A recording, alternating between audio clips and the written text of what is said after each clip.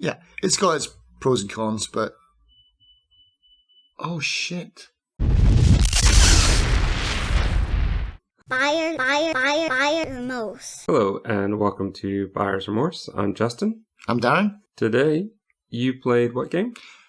I played two games. I played Metro 2033, and I played Metro 2033 Redux. Right. And you did that by choice. I didn't make you play both versions. No. You said to play one of them. You let me choose which one. And I thought, well, why not play both? Because I wanted to see what the differences were so I could make like a kind of a comparison video. So this will be something a little bit different. Right. So, whereas normally we play 60 minutes to see if it's a remorse or a confirmation, you played both of them. Now, did you get both of these for free or did you only get one of them for free? I got the original for free recently because so Deep Silver is the publisher of this game, and they were the original publishers too in 2010. So 2010 was the original, and that was about $20.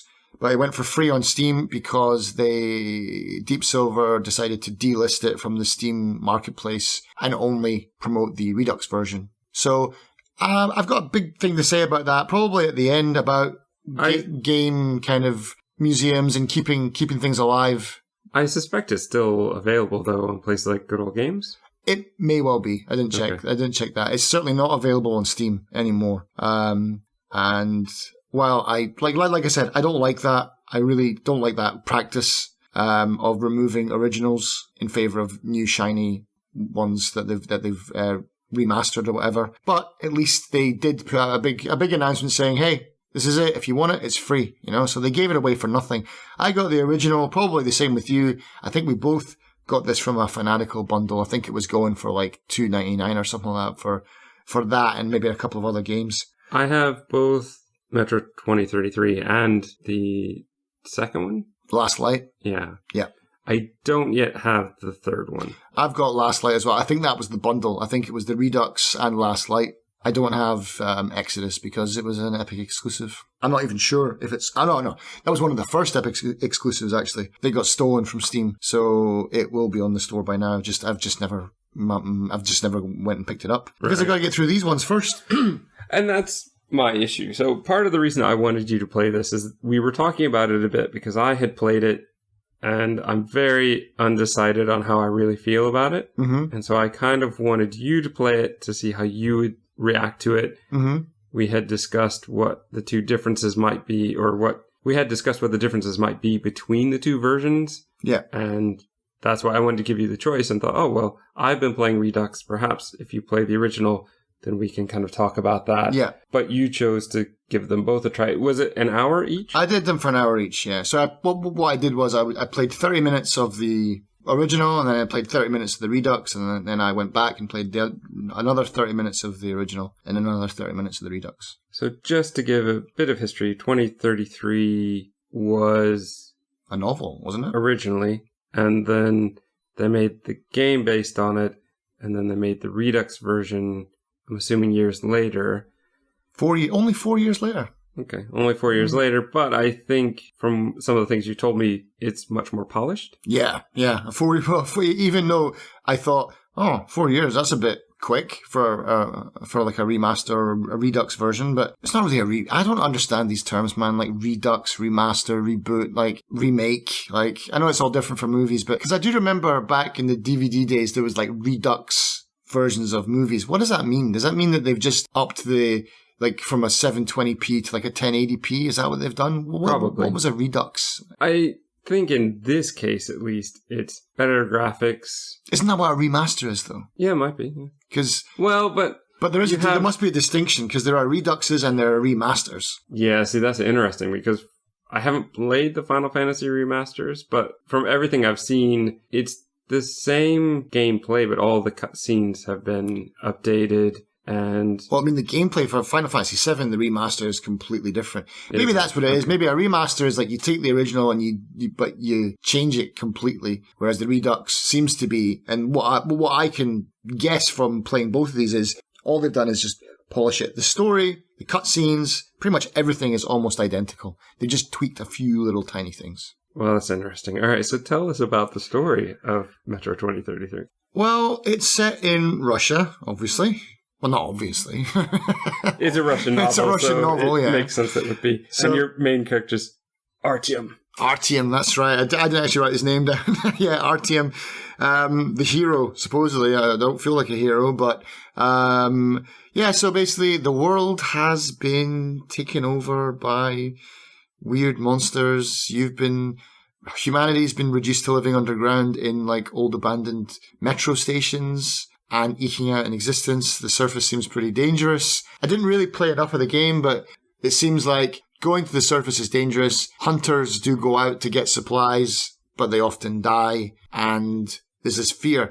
So that was that. And then the next level, like in the hour that I played, is you get the next part of the story, which is actually really intriguing. There's this weird sleep thing that happens. So basically, people fall asleep and then they go into this weird, or I can travel into this weird dream world, but we're actually also moving in real life as well. So I don't know if it's just me hallucinating or if everyone's hallucinating, but there's one point where a guy's trying to open a fence and we go into this weird dream world and you're going through this, it's basically a tunnel filled with water. And as you get to the top, there's like a wind blowing you back and you get inside and then this alien hand grabs you and pulls you in. So it's like the monsters seem, or at least one of the monsters, maybe in this dream world, is like benevolent. I have no idea what's going on. So I'll need to play more. You've played a lot more, but you can't really tell me because that'll probably spoil a lot of it. But I don't know what's going on, man. That's as far as you got in the story? Yeah, that was an hour. Okay. I mean, no. I mean, I got further than that, but I basically got to the next settlement. I got Bourbon and I got, not the drink, the guy. I got him and we got to the next kind of citadel. And that was the end of my hour. Okay. So with the game, I was wondering how you would see this. I don't even remember that part you're talking about. That's right. It's right at the beginning, man. So this game, I don't really enjoy it. Mm-hmm. To be honest, I'm playing Redux. I don't really enjoy it. I pick it up for a day and I'm annoyed and done with it. And I don't want to play again. It feels a lot of... If it's going to be a game of like micromanaging bullets and like scavenging really hard for resources, I'm just not into that. Like Fallout, I can take Fallout because I know eventually I'll be swimming in bottle caps. But if it's going to be a grind for the entire game, I'm really not down for that. I think it depends what level you choose. I just pick normal. Right. I think if you choose easy, I think it becomes even easier. And I'd probably suggest that you do that. Okay. I haven't found that I've really been scrounging for bullets, but they do make the game slightly more realistic in the fact that you can only carry about 3 guns at a time. Mm-hmm. You can't carry 300 pounds of it like you can in Fallout. So that's a bit of an issue as well then, because then you have to choose which guns you have for which ammo. You can modify them, but I don't know. Everything costs bullets. And one of the things in the reviews is a lot of people said, oh, I really love the weapons, the different weapons. Each one I pick up feels like a different weapon. And I don't feel that at all. Mm. I feel like I just keep getting slightly modified versions of what I had before. I find the combat not to be the best. One of the initial combats that you would have encountered would have been where all the mutant wolves or whatever are coming out of the vents. Yeah. And I don't think I hit a single thing on that one. I definitely emptied the whole clip. And this is a problem with the story part of the game, because the other characters go, well, good thing we had you, Artyom. Yeah. He's a dead shot. Yeah. I didn't even do anything. Dead bad. Yeah. I felt like I was hitting them, but they weren't going down. That was my experience of it. I was definitely shooting, but it didn't look like I was killing them. Yeah, I don't know. It's a lot of like that train one where they're doing the pump train thing. One of the guys got like killed. He was like dragged off. The guy next to me who was doing it, he got swiped at a few times before I managed to save him. I wasn't on form, man. That's for sure. But at the end, they're all like toasting me, like, "Whoa, we would all be dead if it wasn't for you." It's like, I think we are already dead. This is now heaven. So here's a few things. One, the combat I don't feel is the best. You're supposed to be able to sneak around, but it doesn't really feel like it works. Maybe it's just because I'm not given the hint system like I would in a Metal Gear game or any of the other kind of stealth games. There's no real trick to that. There's no tutorial for it. I was basically the guy, when we're sneaking through the first time, the guy's like, all right, stay in the shadows. You take them out. oh, I'm up. All right. And my usual trick is just to go in guns blazing. Doesn't work very well in this. I did get killed the first time. I kind of snuck around, and then I did manage to stealth a few people. But there's no, like, it doesn't light up, or it doesn't hold your hand in any way. One cool thing is you can take, unscrew light bulbs and things like that, and you can, like, make it dark. You can snuff out lanterns and things. That seems to hinder their viewpoint of view. It does. It also hinders yours, too, though. Yeah. I'm assuming you get maybe night vision later on that will help you. Yeah. So, yeah, I don't know. I'm not a huge... I mean, I like stealth games more than you do, I think, but I'm not... That does not make me, like, an aficionado of it, and I'm not hugely into them. And I didn't find, at least thus far, I don't find sneaking to work very well, so I usually just find a good place to shoot from, and that's what I do. I found a good corner, yeah, and I backed up into it. But sometimes you can't. Sometimes you're thrown out in the open. Okay. And that's the thing. Strafe till you die. You get a few things. You've got some special levels on a train, like a train cart. Mm-hmm. Those are a bit more fun, but there are a lot of others where you're just walking to the end of the level, and at the end of the level, there's going to be a fight. It gets a little bit better, at least to the point where I am, where I think I'm about halfway. Right. It's a little bit better, but through a lot of that first half, it's like, all right, I'm walking to wherever the next fight is. Yep. Give me the fight. Okay. I'm totally outmanned and outgunned, but okay. And you are scrounging a bit for ammo, but the worst thing, I think, is scrounging for the filters for when you have to breathe outside. Because even in the game, it says something to the tune of, oh, they joke about having to change your filter every minute. And it kind of feels like that. It's like, oh, gosh, I shouldn't have to change a filter this often. And maybe that's good for fitting the world, but it's not good for playing the game. Yeah. You're in the middle of a gunfight, and suddenly you have to stop and change the filter in your mask.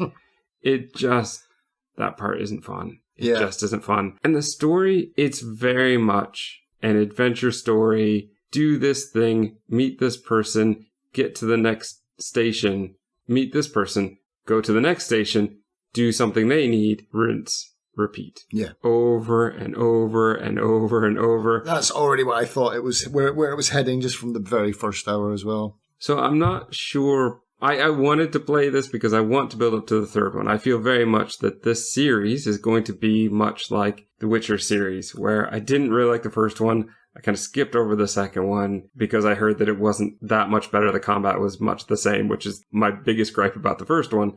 But you get to the third game, and while the third game was amazing, I feel like this one is probably about the same. I've heard the opposite. I've heard that Metro Exodus sucks. Really? Yeah. Well, that's very interesting. And that might be coming from the kind of, maybe for people like us who are not really invested in it and were never on board from the 2010, whatever, when it first came out. But maybe the purists are like, no, but that seems to be what it is. It's like, it's nothing like the originals, which for you might be a good thing, you know? Yeah.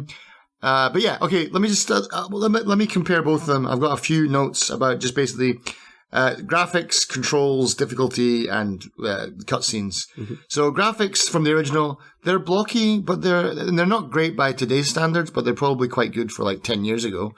In the Redux version, the graphics are much better. They're really polished. In the original, the animations of doing things was really buggy. Like, do you remember when you do the first cart ride and then you're all at the table and then they're doing cheers? My character, he went to pick up the glass, but he couldn't. And so his hand was in front of it and he lifted his hand to his mouth, but the glass was like over here, floating in midair. Did you have that bug? Oh, you won't remember because it was so long ago, yeah. But yeah, so that animation, they fixed that for the Redux. And there was parts when you're in the metro stations in the original, I'm looking around, I'm like, this just looks like generic wall. I thought there was this cardboard boxes or something like that. I thought it was just like a storage place. It wasn't until I played the same part in the Redux 30 minutes later, and I was like, oh, it's a latrine. Yeah, I mean, there's just night and day difference between the graphics for me. The original, this could be my mistake. There maybe is a control for it, but the mouse seems very zippy in the original, and that's a problem with a lot of old games, to be honest. The mouse controls.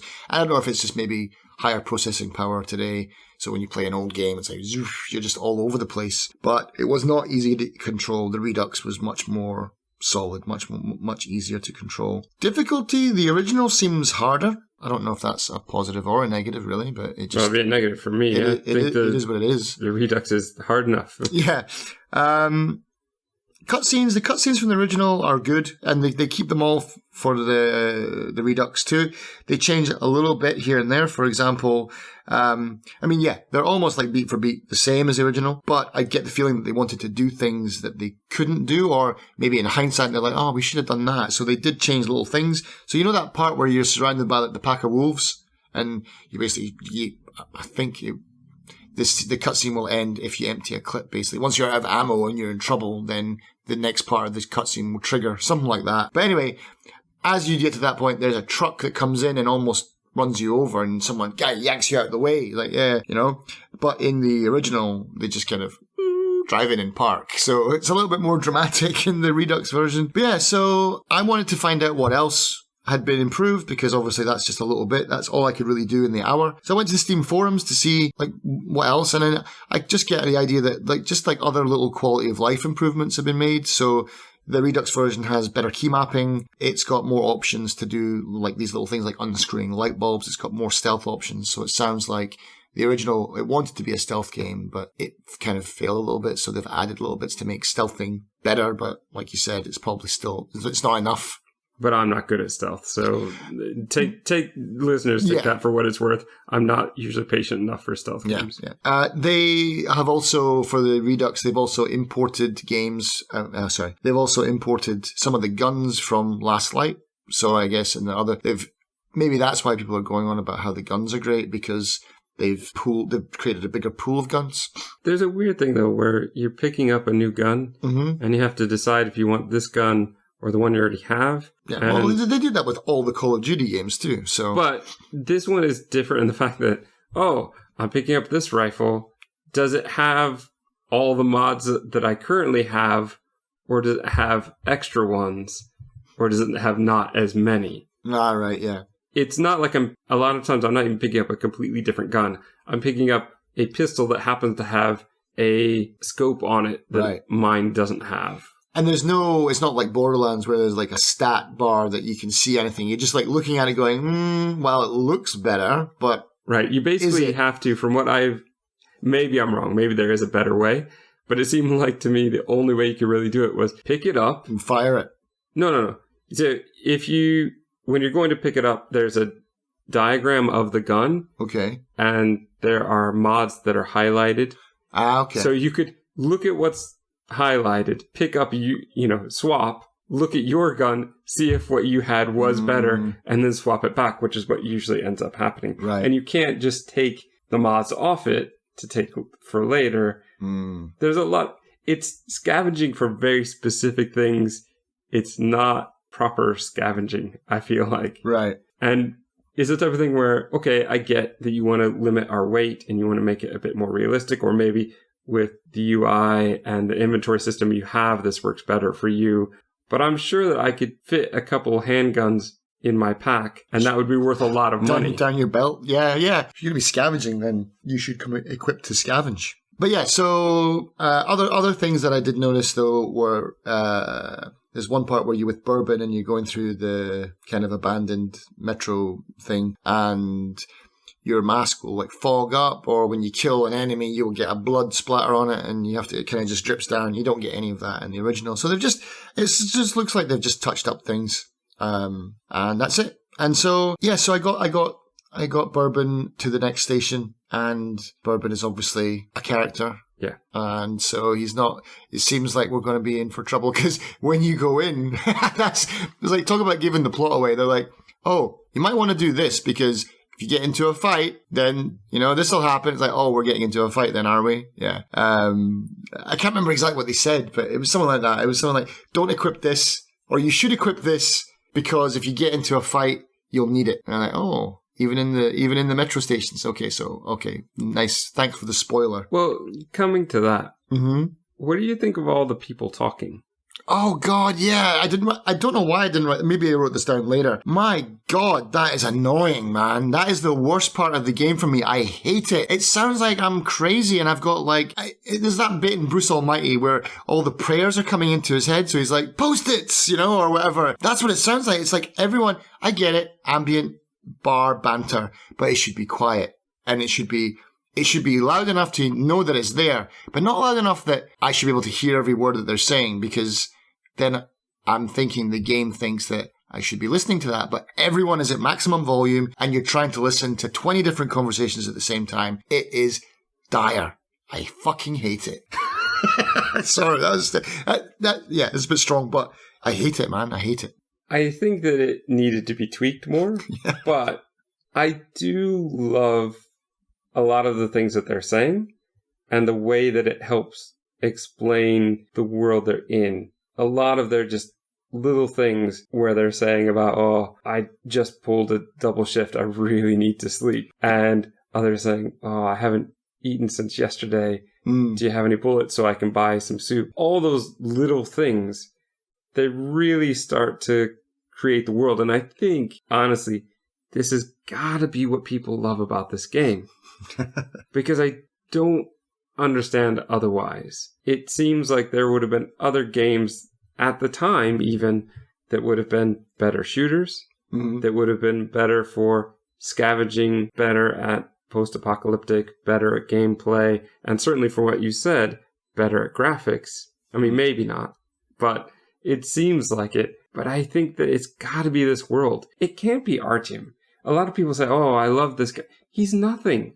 We don't speak. We're a mute character who doesn't do anything. So they say that, but I think that they're just saying they like themselves as Artyom. They must be filling in some gaps that I didn't. Because I don't see any character development for him whatsoever. Yeah, because other than what other people are saying about you, it's like, so in that scene where they're coming through the vents, it's like, oh man, if it weren't for you, we'd all be dead. Or in that train ride, if it wasn't for you, we'd all be dead. And then later on, when you take out the guys with bourbon, he's like, well, I wouldn't want to get on the wrong side of you. It's like everyone's like bigging you up, they're all like, wow, you're so amazing, but I don't feel amazing at all. I feel like I've just fucking stumbled my way through this whole thing, and like, I did get through that section that I was supposed to self, but in the end, I just went in like just gung-ho, man. Just boom, boom, boom. Oh, I've been shot to pieces. I'll just wait around this corner until it stops flashing red. I'll go back out and do it again. I didn't feel like I was good. But yeah, no, the sound needs to be toned down a lot, man. Because there's bits where in the bar, okay, bars are noisy. Yep, fair enough. You got me. Also, why the woman in the red dress from The Matrix walks by? Like, it's not really her, but she's on a table. She kind of waves at you, and she walks past you and gives you the eye. But by the time you are allowed to leave the table, she's gone. So I thought she was a love interest. But is there a woman later on that you meet? And there is somebody you can follow, but I don't think she was wearing a red dress. And the one that you can follow, you really shouldn't. Okay, we'll look out for the Black Widow. Yeah, basically. There's also in the game, I mean, maybe people are reading the books, and maybe I feel like a lot of the Witcher love also came from people who read the stories and read the books, and then loved the fact that they could finally see this character and be this character, and they were adding that to it. And I wonder if some of that is happening from this as well. They've read the books, they love the character, and they love being that character in that world. I could see that definitely influencing them more than me, who's never read it.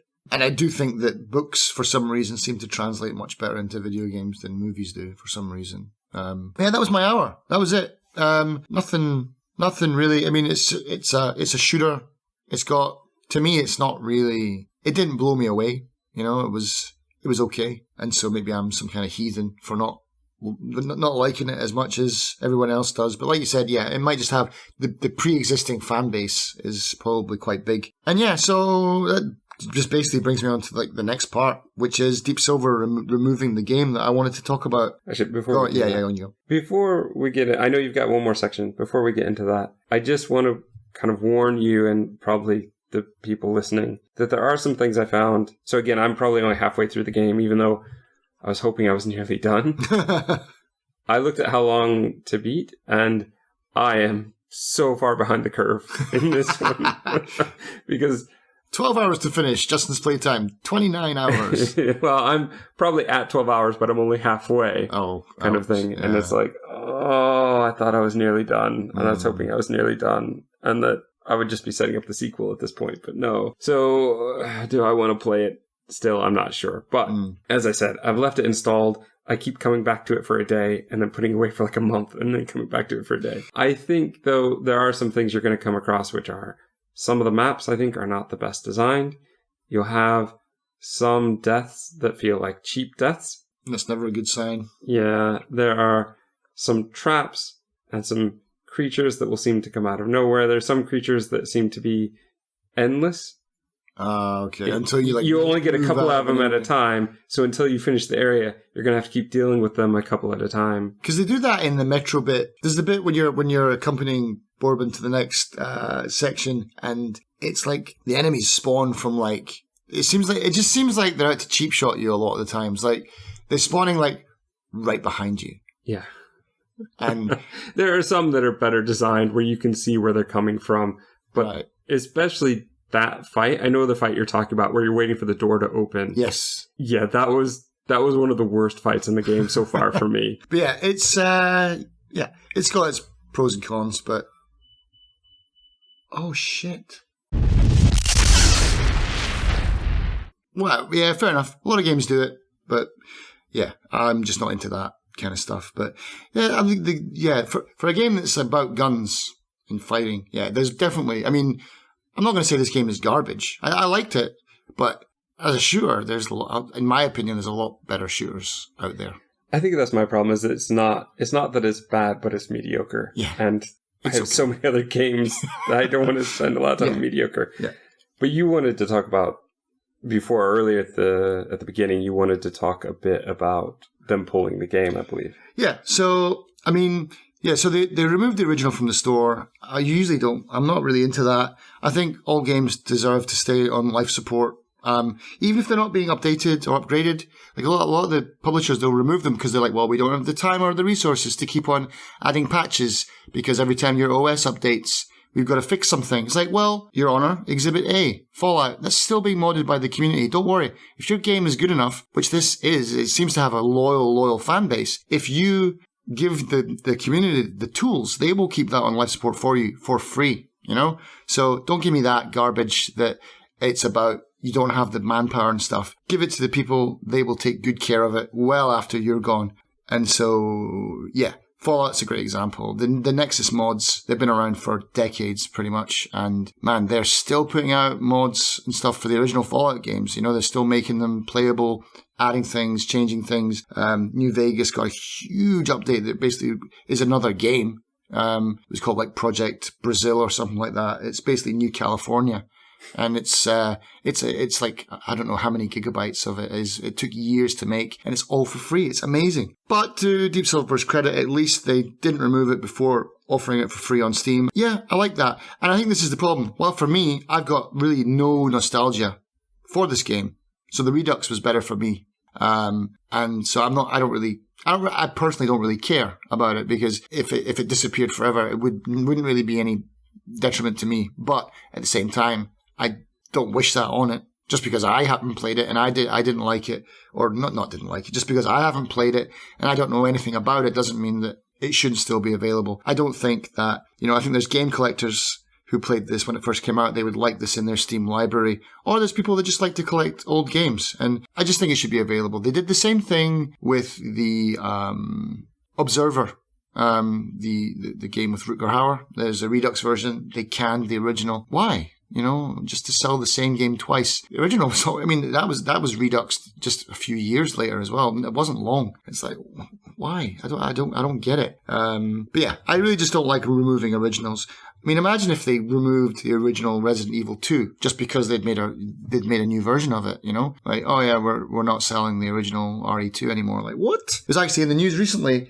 PlayStation had announced that they were removing their PSP store, their Vita store, and their PS3 store. Yeah, that's the eyebrow that I gave as well.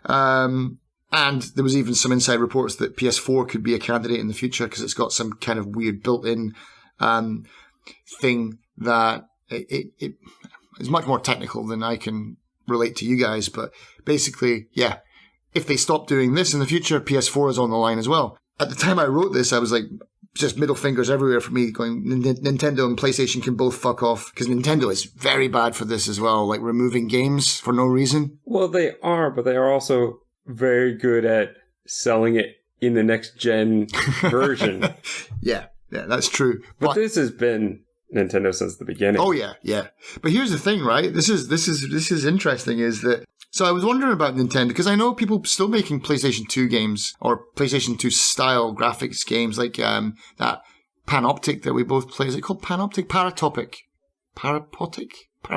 It's a weird PlayStation E1 game. There's What Lies Beneath the Lighthouse, which I love as well. That's like a kind of Cthulhu horror game. All PlayStation 1 style graphics. They said they were removing these stores. There was a lot of backlash. People went bananas. And only, like I said, I wrote this a couple of days ago, and I think it was yesterday, PlayStation was like, okay, well, we made a mistake. Still closing the PSP store, which is a shame because that's the only one that I own. So it's still just to get Darren. Yeah, just to get me.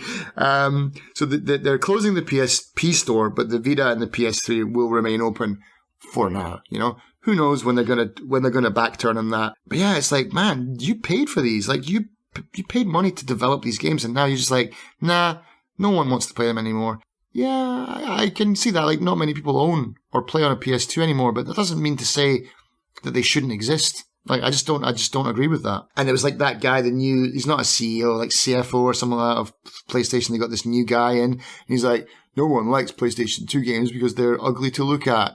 That was his whole logic behind it. It was like, we're getting rid of it because they're ugly. So yeah, so basically I was like, when they announced this PS Store thing, I was like, this is where piracy is a logical step, you know, like, I know it's a really taboo subject, but it is. I mean, once you pull it off the market, I think it's like, you know, saving art during the war, you know, like if you're going to go to war and start bombing us, then we need to take steps to preserve. But here's one thing that I found when I was looking through. The NES was discontinued in 1995. People are still making games for the Nintendo Entertainment System in the original cartridges and everything. There was a Kickstarter.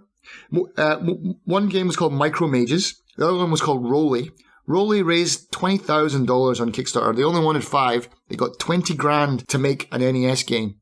Like a couple of years ago. People still have these systems. They still want to play them. And it looks great. Like the graphics are still limited, but you can see they're really pushing how far they can go with them. And that's why we can buy all these pirate versions of like the SNES. You can get those like Chinese knockoffs that have like 500 games in them. You plug it directly into your television. People love playing old games. There's a market for it, PlayStation. You're being really stupid about this. People just love their own stuff. People are building like those Raspberry Pis. They're just stuffing it with emulators so they can play their old Spectrum games, Commodore 64 games, all the way up to even like GameCube. They're pirating pretty much everything that's not available anymore, or that you can only get from like people that are selling them at like really extortionate prices on eBay and stuff like that. For like, I wanted to buy an Atari Lynx because I had one back in the day. It costs like, I don't know, it's about $1,000 now to buy one. So I guess emulation is my only kind of way forward on that. But yeah, man, God bless Steam, GOG, and My Abandonware as well, where you can find like all the old kind of classic games as well. I think that's where you can download them as well. I don't know if I should cut that out because it's probably promoting piracy. I don't know. My Abandonware seems to be legit. Like, there must be some kind of loophole, because, like, I think we talked about this before. At one point, GOG was actually advertising on the site. I don't know if that's just Google advertising, just doing that smart advertising where I had visited GOG and like, oh, this is a game. But, yeah, maybe we'll research that before we start going all in on the piracy thing. For now, though, having your say, let's get back to this one. So with Metro 2033, which one would you prefer? Would you play any more? Yeah, definitely the Redux. Like I said, I've got no real nostalgia attachment to playing the first one. So the second one is just better, hands down. It's got better graphics. It's smoother. It's easier to control. The enemy, you can see things better. There's all these little quality of life adjustments that just make the whole game a lot better than the original. Hence the Redux. Yeah. Do you plan to keep going? I will, but I think I'll be the same as you. I've got so many things to play, man, and it's just like finding time recently is hard. So a lot of the games that I've been playing now are for the podcast. It would probably be something that I would dip in and out of. As long as the story doesn't get too complicated, because I don't want... It seems like it might be the kind of game that I need to play straight through. Like, because I want to understand the story, because the story seems a bit weird. It seems like it's going into weird Russian territory of aliens or some kind of weird... Like, has there been a nuclear war? Is it Fallout? I think it's something like that. But here's what I'm going to say. I don't think you need to worry too much about... That whole game? You're playing like chapter to chapter. And like I said, it's an adventure story where it's episodic in a way. Okay, so each journey to each metro station is like its own little kind of unit. You're going to have a different companion at different sections. Okay, fair enough. Oh, well, then I might play it just station to station then. Would you well, you can't recommend it to me. I played more of it than you have. Yeah, you have. Would you recommend it to the listeners? I would, yeah. I mean, it's not, like I said, it's not bad. It's just that, in my opinion, there are better shooters out there. But at the same time, there's not a lot of, like, maybe, well, certainly Russian dystopian future shooters. There's a distinct lack of those. So if that's what you want, by all means. It's a very niche market. Yeah. What about tags? Russian dystopian future. All right, so tags, yeah, I mean, it's going to be boring. It's just first person shooter and kind of scavenging, I guess. It's just like... I guess a bit. You might want to throw mutants in there or post-apocalyptic. Yeah. Post-apocalypse, yeah, something like that. I don't know why you put first person and shooter as separate when FPS is the first person shooter. All right, so leads to let's go with the Redux since that's the one you're covering. Is it a wonderful buyer's confirmation or a dreaded buyer's remorse? Got it in a bundle for $3 with another game. So yeah, it's got to be a confirmation for that one. Yeah. Buyer's confirmation.